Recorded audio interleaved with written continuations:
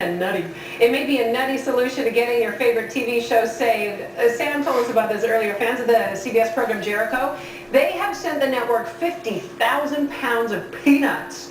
They were upset that the show was canceled. In the finale, a character said nuts to demand the town of Jericho surrender to attackers. Strange way to do that. CBS has been getting apparently lots of calls, lots of letters, and apparently are reconsidering the decision. Wow, all it took was 50,000 pounds of nuts? It's a lot of nuts. The question is, think about that. The viewers who were like, no, we don't want the show off the air. Here's our question. Where were these people when the show was on?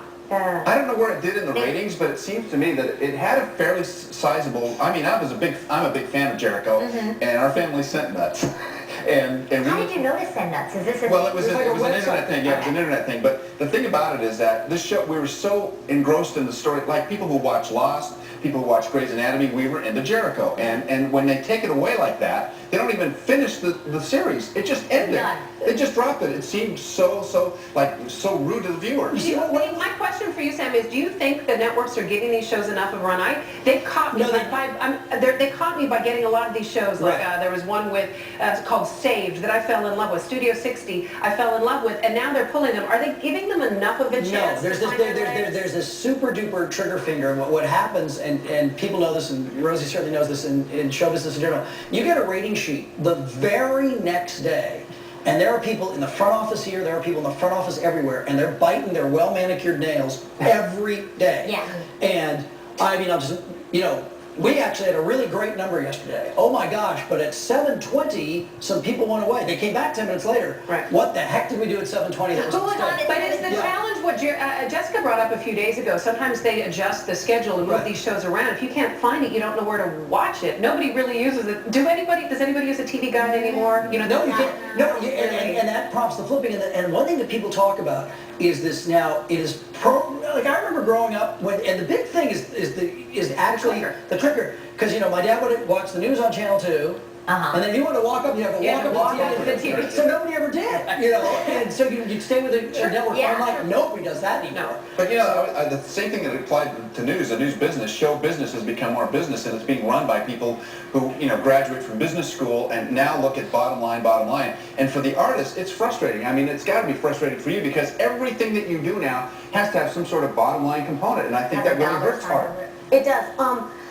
In saying that, like when the movie Fearless I did with Jeff Bridges came out, the studio was betting on another movie called The Bear with Danny DeVito.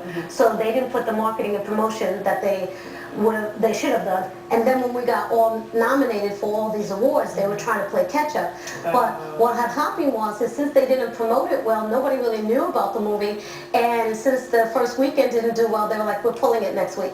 And then they tried to hurry up and they actually put it out again.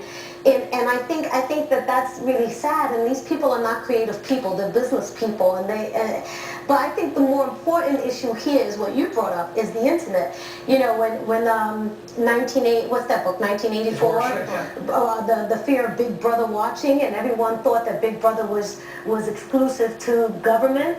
Big Brother is also now the public. You see it on YouTube, everybody voices their opinion, and opinion is changing the way we move and shake. And that's really powerful, and it's also kind of scary. It is scary. But you bring up such a good point, because the elusive thing that everybody wants is this, and it's a word we hear all the time, is buzz. So we're lucky and we're grateful because people watch this. If nobody watched it, and it had buzz, that would be enough. But the thing that's really interesting is that we talked about this before, is if they don't, from a business school perspective, you want to advertise your product. If you don't support it and promote it so people know about it and there isn't that buzz, people aren't going to know about it to watch it. So from a business school model, it's almost like they're failing at their own game. Right, and the public did their work. The public did their work on the internet, sending nuts, telling the other viewers, let's get this going. And it's really, it's kind of inspiring. Okay, and you tell me if this is inspiring or not inspiring. The #1 show last night on TV was another one of these, it was America's Got Talent. So, do you want me to show you the Human Slinky? And You're dying to like, see oh, I gotta see go to the that. second tape, and let me show you the Human Slinky. And this was basically the most popular thing on prime time last night. So take a look.